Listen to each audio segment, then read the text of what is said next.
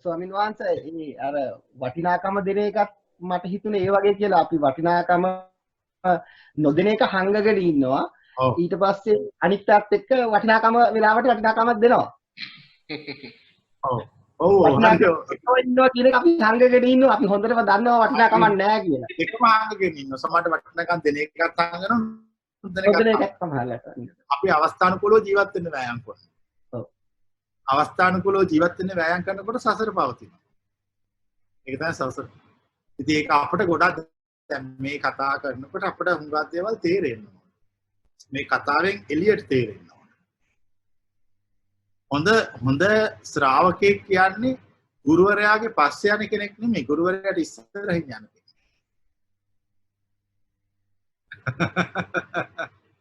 අන්න එහෙම වුණා නම් හරි. කියන්නේ ගුරුවරයාට ඉදිරියෙන් යන්නේ වෙන්නේ.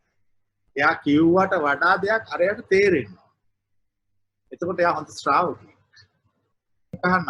බුදුහාමුදුරුවෝ මහායානද තේරෙනවා.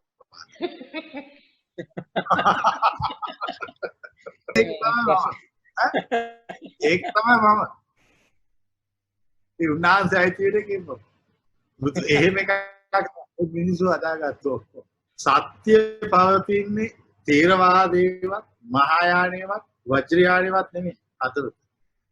අතවත තියෙන සියල්ලෝගෙම ජාතියවත් කුලයවත් ආගමවත් මට අවශ්‍ය නැහැ. මං අහන්න ඔබගේ හදවත තියෙනවද? එච්චර. හදවත තියෙනම් එයා සත්‍ය අහන්න ලෑස්ති. ඒ සත්‍ය අවබෝධයෙන් සුදුසුයි. එතකොට ආගම එකට බාහිර සාධකයක් විතරයි. දැන් ලංකාවේ සිංහල බුද්ධ ආගම තමයි ලෝකේ තියෙන සත්‍යයට දුරස් වෙච්ච ගෝත්‍රික ආගම් වලට ඉතාම ළඟයි. ඒ වුණාට මහාද්වීපවල තියෙන බුද්ධ ආගම නිර්වාණයට ඉතාම ළඟයි. පැහැදිලි දැන් කියන කතා.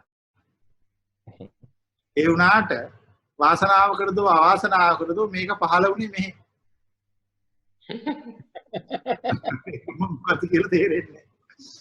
කොහොමුණත් එහෙම ඒවා ඔක්කොම අපි විසින් හදාගත්තු සීමා සම්මත. ඒවා බොරු ඔක්කොම. නිබ්බාණයට ආගමක් නෑ. යානේ මොකක් වුණත් කවන්නේ ගමන ආරක්ෂා සහිත නම් ගමනාන්තයේ කරදරයක් නැතුව යනවා නම් ඒ යානේට නගින්න. ඔය හතරවෙනි ධර්ම සංගායනාව කළානේ. කනිෂ්ක රජුරෝ හතරවෙනි ධර්ම සංගායනාවේදී උනේ අර තුන්වෙනි පළවෙනි දෙවෙනි තුන්වෙනි ධර්ම සංගායනාවලදී අතෑරපු ඔක්කොම ගැඹුරු ධර්ම ස්කන්ධ ටික අරගෙන ගිහිල්ලා කනිෂ්ක රජුරෝත් අල්ලගෙන හතරවෙනි ධර්ම සංගායනාව කළා. ඒකේ තමයි ගොඩාක් දේවල් තියෙන්නේ. අපේ මහා ශුන්‍යත කුල මම යාන දෙකම දන්නවා. හීන යානයක් දන්නවා මහා යානයක් දන්නවා. ඒ සූත්‍ර වල නම තිබ්බට අන්තර්ගතේ නැහැ. පැහැදිලිද දැන් කියන කතාව? ඕගොල්ලෝ ඔච්චර ස්ටඩි කරලා නැති නිසා කියන්නේ. මහා ශුන්‍යත සූත්‍රය, චුල්ල ශුන්‍යත සූත්‍රය. සූත්‍ර දෙක කියවුවාම අන්තර්ගතේ ශුන්‍යතාවය නැහැ. ඒ වුණාට ප්‍රඥා පාරමිතාව කියවුවාම අන්තර්ගතේ ශුන්‍යතාවය තියෙනවා. දැන් එතකොට අපි මේ විමුක්ති මාර්ගය ගැන නෙමෙයි දැන් කියන්නේ තියරි එකක් ගැන. ඒ වුණාට දැන් අපිට තේරෙන එකක් තියෙනවනේ. මට තේරෙන එකක් තියෙනවනේ. මට තේරෙන එකද පන්නේ මන් දන්නේ ඇත්තද බොරුද කියලා ඒක මහායානයට ළඟයි. ඒ ලංකාවේ මේ පටලැවිල්ල වෙන්නේ ඒකයි. මේ ගහගන්න ඒකයි. ඒක මහායානයට ළඟයි. මම කියන්නේ මම මහායාන නෙමෙයි. මගේ සම්ප්‍රදාය ස්ථිරවාදයට ළඟයි. මම කියන එක මහායානයට ළඟයි. එතකොට ප්‍රශ්නේ තියෙන්නේ දැන් මම මේ හිතලා කියන එක නෙවෙයි මට තේරෙන එකනේ මං කියන්නේ. දැන් මම මේ දෙකම ඉගෙනගෙන තියෙනවනේ. එතකොට මං හරිනම් කියනවනේ වැඩි ඉගෙන ගත්ත එකනේ.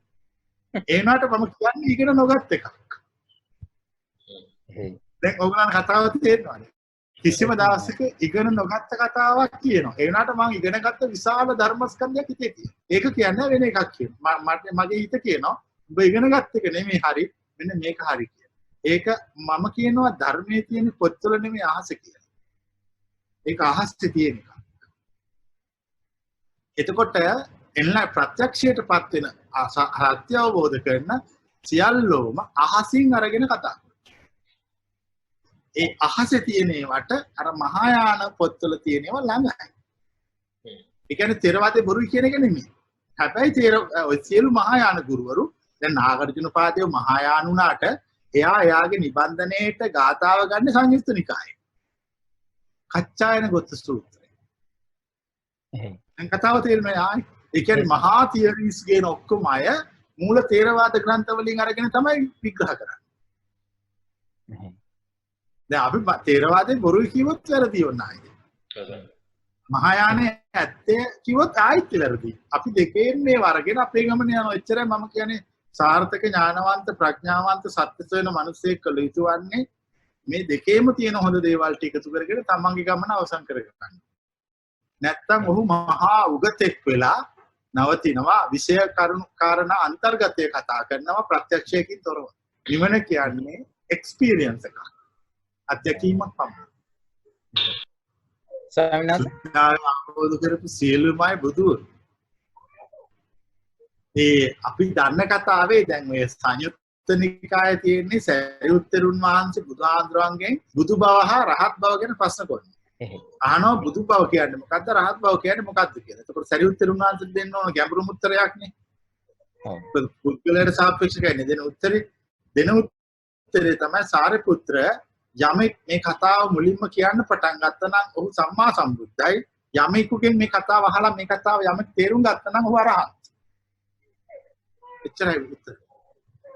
ප්‍රඥාවේ වෙනසක් ගැන නෙමෙයිද අපි ඉගෙනගෙන තියෙන ඉතින් ඒක ප්‍රඥාව සත්‍ය ප්‍රත්‍යක්ෂය දෙගොල්ලන්ගෙම එකයි.